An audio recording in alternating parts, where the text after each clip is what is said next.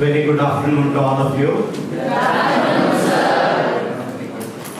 See, today, probably you remember, we are celebrating the birth centenary year of a great personality. You remember who it is? Yes, Vikram Sarabhai. Why do we remember Vikram Sarabhai?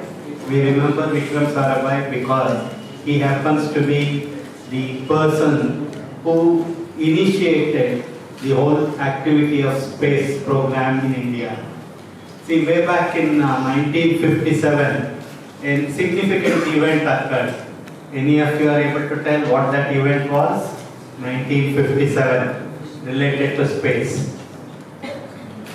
You have heard of Sputnik? Yes, sir. Who launched it?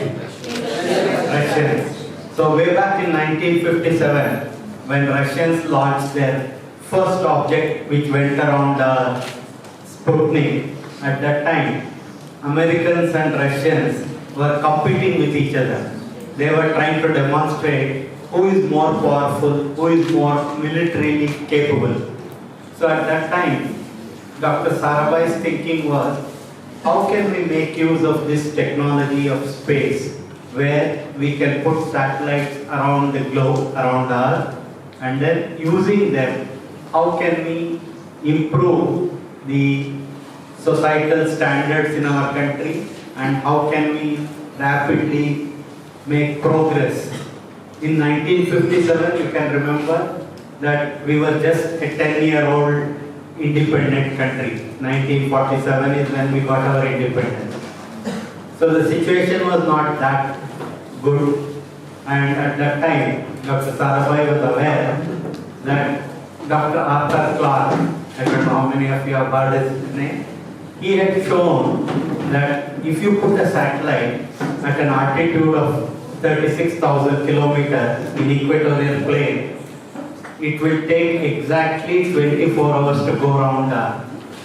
Why is 24 hours important? How much time we take to go around Earth, rotate about its own axis? So because of this, the satellite appears to be stationary with respect to a person who looks from ground. See, now what happens when you want to look far and beyond? You keep climbing to higher and higher position.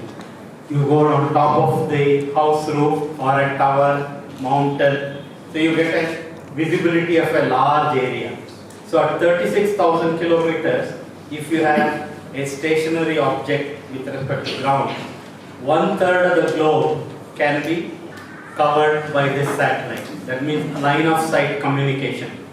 If you want to communicate with each other, you need line of sight. That means you should be able to see. So from this satellite, 1/3 of the globe is visible. So Arthur Clarke had shown that if we can put a satellite in geostationary orbit, we can do communication. And then, of course, Dr. Sarabhai's idea was that in India, how we can bring in broadcasting, communication, and meteorology, all three together. So what Dr. Sarabhai did, he with his friends in America, Russia, France, and Germany, he convinced them that bring sounding rockets in the form of kits. See, some of you take scientific kits and assemble them and do. In the same way, Dr. Sarabhai convinced his friends to provide these sounding rockets in the form of kit. It was brought to the Tumba Equatorial Rocket Launching Site because in India we have a unique place called geomagnetic equator very close to Trivandrum. So if you do upper atmospheric research at that place, the entire globe will be benefited, global science, there will be advancement. So he brought that in the form of kit. It was assembled in a church. The first sounding rocket was assembled in a church and launched there. Even at that time, he had to convince the fishermen in that area, in the beach, because when you are putting a rocket there, so fishermen have to vacate that place. So what he did, he made use of the services of the priest there and tried to convince the fishermen, you vacate this place for us today, one day the country will benefit. Just as though to prove this point, from 1999 onwards, we are able to provide using satellites going around the Earth, looking at the color of the ocean, and by identifying the chlorophyll and then the food chain of the fish, we were able to predict where in the ocean the fishermen can catch the fish. So in fact, this particular prospective fishing zone information, it was provided to the fishermen. We have a long coastline, 7,500 kilometers of coastline. So a large number of fishermen go to the ocean for catching the fish for their livelihood. So this information is being disseminated from 1999 onwards, and this alone helps the country save between 15 to 20,000 crores a year, because the fisherman doesn't have to spend extra fuel, petrol and diesel. He doesn't have. Now he knows where to go for catching the fish. To this capability, recently we added a new dimension. You have heard of GPS? In your mobile, if you want to locate yourself, GPS service is there. See, Americans, Russians, Chinese and Europeans make use of a constellation of between 24 to 32 satellites for providing this service on GPS. But what we have done with only 7 satellite constellations, India and surrounding Indian borders up to 5,500 kilometers beyond our borders. Using this NAVIC satellite, a small gadget will help you locate yourself like what GPS does. Today, in fact, one of the companies has already brought out a mobile which is enabled with NAVIC, and more such mobiles will be coming in the year. But the point what I was trying to tell is, today a small gadget which is battery operated is fitted on the boat of the fisherman, and when he is in the ocean, the NAVIC signal is received by this receiver, and along with this receiver also communicates with the mobile in the hands of the fisherman. The mobile communicates using Wi-Fi or Bluetooth, and then the mobile itself has no connectivity to the terrestrial tower, because as you can imagine, when you go tens of kilometers beyond the coastline, no tower can reach that particular mobile. But then this mobile is used along with an app, and that app helps the fisherman reach his fishing point as a video compass. Like you have seen a compass, a needle directs north, whereas in this mobile, the needle points to where he has to go for catching the fish. Not only that, in his mother tongue, the information is provided. Suppose few days later, there is going to be very heavy winds, or sea state roughness is going to become unbearable. Then in his mother tongue, the mobile alerts him. And also, when he approaches any international boundaries, then also it alerts him, telling that you are approaching international boundary, be careful. So now you can see that a person who does not know reading or writing can make use of this mobile as a gadget. The most advanced technology of satellites going around Earth is helping him in his livelihood. So what Dr. Sarabhai initially had promised the fishermen, if you vacate this place today, one day the country will benefit. Actually, the fishermen themselves are getting benefited today. In a similar manner, at that point of time, one of the things India did was very unique. Dr. Sarabhai convinced Americans that they should allow us to use one of their advanced satellites called ATS-F. And that satellite was borrowed, and between 1975 and 1976, for 1 year, in 2,400 remote villages of our country, like what you see today, DTH, direct to home television, there is a small antenna, and that is connected through a set-top box to your television, and you can see the broadcasting signal. Way back in 75, only the 4 metros like Delhi, Bombay, Chennai and Calcutta, only these 4 cities had the privilege of seeing broadcasting television services. None of the other cities had. At that time, ISRO demonstrated to the country in 2,400 villages using direct to community cells. and broadcasting was done for 1 year, showcasing to the farmers how they can make use of better farming practices and health information to the villagers. Such information was provided. So when this was done, at that point of time, it was the world's largest socio-technological experiment conducted by anybody. So you can see Dr. Sarabhai had such a great vision that he convinced Americans to allow us to borrow their satellite and bring it over Indian location. See, like I was telling you, a geostationary satellite appears stationary for a person on the ground. If Americans have built a satellite and put it, it will be visible to America. So, because America is on the other side of the globe, that satellite will not be visible to India. So what you have to do is you have to move the satellite by maneuvering and bring it over Indian longitude. Then the India can be covered by the satellite. So he convinced them, you give us this satellite for 1 year, we will conduct the experiments and demonstrate. So that's how he could convince the government also that India should make use of this space technology. Today we have more than about 55 satellites providing various capabilities. One of the thing is on cyclones, for example. You know, cyclone causes very severe damage. In the earlier decades, any super cyclone, if it hits a coast, thousands of people used to lose their life because they were not aware when this cyclone will hit, and whatever havoc it causes, it was not possible to be known earlier. But today, because of these satellites, they look at India and surrounding India, look at the cloud movement, so you can predict the cyclone, where it will go and hit. Like I said, we have a 7,500 kilometer long coastline.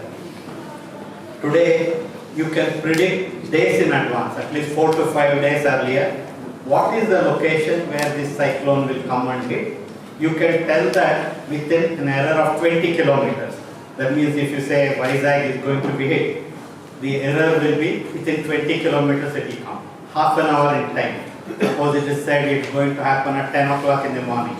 So it can be at the most 9:45 to 10:50. So within that half an hour.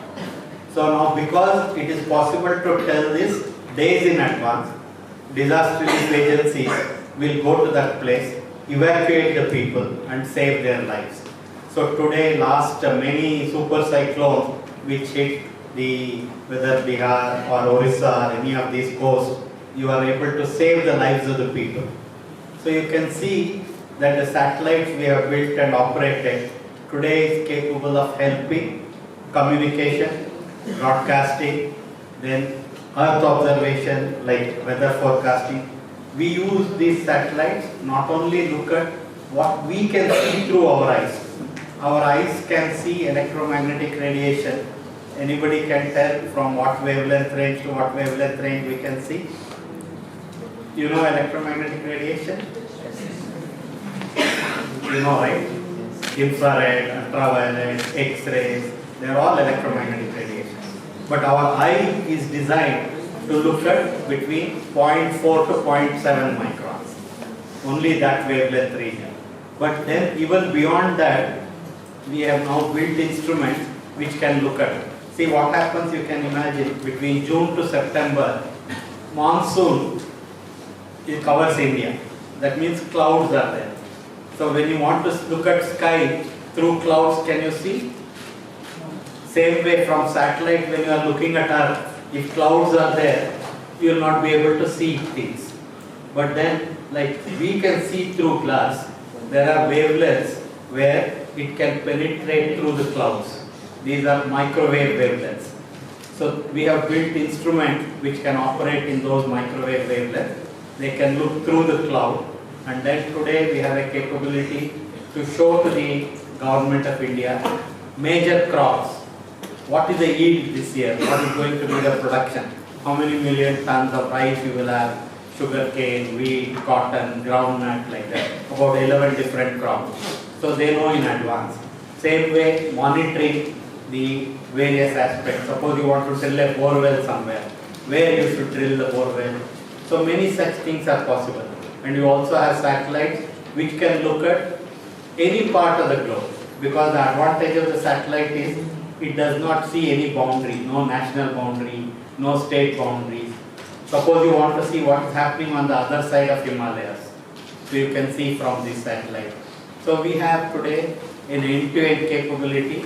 What started as a sounding rockets kit, today we have Polar Satellite Launch Vehicle.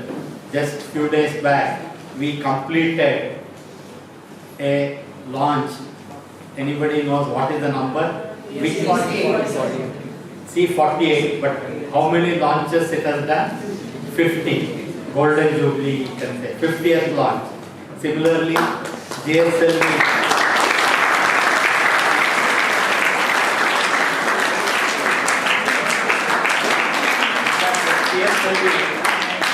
In fact, the PSLV today is considered one of the very credible launch vehicles, where we launch not only our satellite, but almost 320 satellites of 33 countries we have done.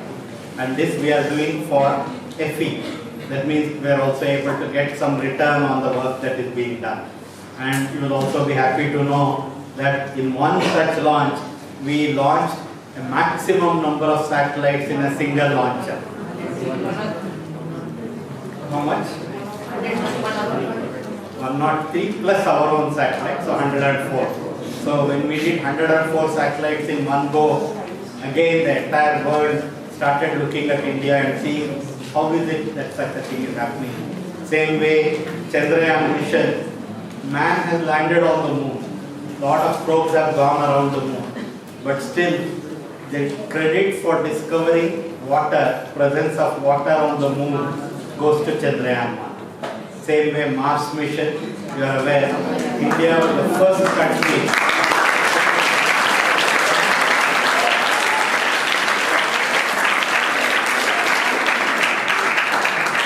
I keep telling you not to keep on tracking. So basically, Dr. Sarabhai's great vision, who actually could see that science and technology can be used for the benefit of problem solving in the society. Today, the space program, India's space program, is considered among the various countries in the world that India has done the best job of using this technology for addressing the problems we are facing in the society. We may be 5th, 6th in launching or building satellites, etc.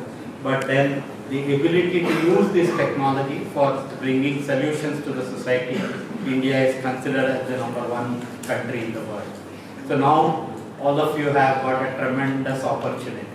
You are all coming up at a period in life, period in country's life, where India is economically becoming stronger, though right now there may be talking of recession, etc. But then that is not going to last for long.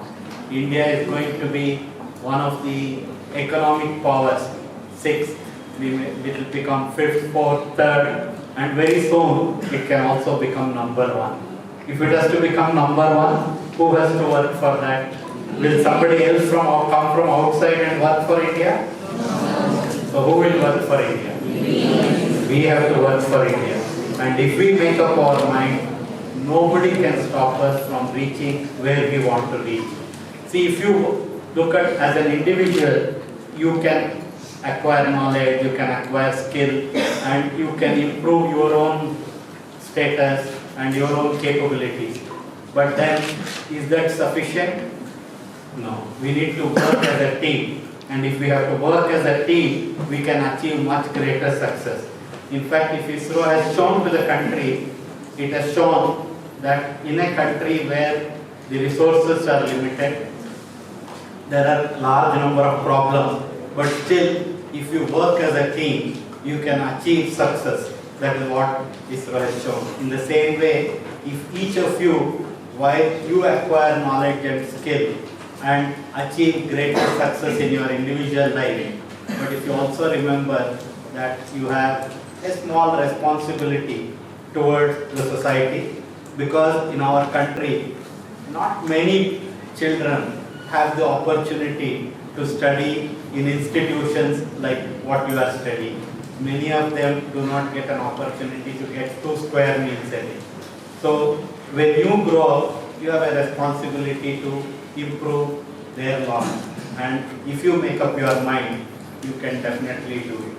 So let me take this opportunity to wish each one of you a great success in your life, a great learning, and you need to keep your curiosity of learning and the ability to question things. Why is it like this? How is it happening? Your curiosity you should retain. As long as you keep your curiosity, you will learn newer and newer things. If man has reached where he has reached today, very soon he is also going to go outside or maybe build habitat. Some of you may have an opportunity to be part of that, outsider. But then, why does he do it? Because his intrinsic desire to explore. See, somebody asked a question to one of the person, why do you want to climb Everest? What he told is, I want to climb because Everest is there. Same way, people say, I want to go to moon because moon is there. So same way, each one of you have a tremendous opportunity to explore and contribute to the well-being of the society. One more point I just want to bring to your notice. See, ours is the longest surviving civilization in the world. Why do you think it has survived? Is it because it did not have the capacity? Is it because we were all inferior to the Western world? What do you think? We have survived for this longest surviving civilization is because of some intrinsic capabilities in the people here. Our great forefathers, they had the vision of not only looking at the physical well-being of the person, but they were also looking beyond that. What for we are surviving, what for we are living. And then on planet Earth, if we have to survive and if you have to retain the planet Earth as a place where future generations can survive, we need to have sustainable living. Today, many of us scientists, engineers, technologists, in the desire to make rapid progress or earn more, we are indiscriminately utilizing the resources. So sustainability is a penalty. You would have heard of plastics, for example. Today plastic is such a big problem. Same way, chlorofluorocarbon, CFC you would have heard of. Pesticides or whatever the materials we are using for fertilizers. All of them, in the desire to make rapid progress, have caused a lot of problems. But then there is a sustainability, sustainable living. What our great grandfathers had showed us this. The entire world should be looked at as one humanity, and everybody should survive on this planet. If we have to survive on this planet, we should not overuse energy resources. So we should find solutions to the newer problem, but at the same time, we have to look at how to survive, how to make it sustainable. Anyway, I can go on and on, so probably I will stop at this place. Let me wish each one of you a great success in your life, and then not only for you as an individual, but also for you as an Indian. Thank you very much.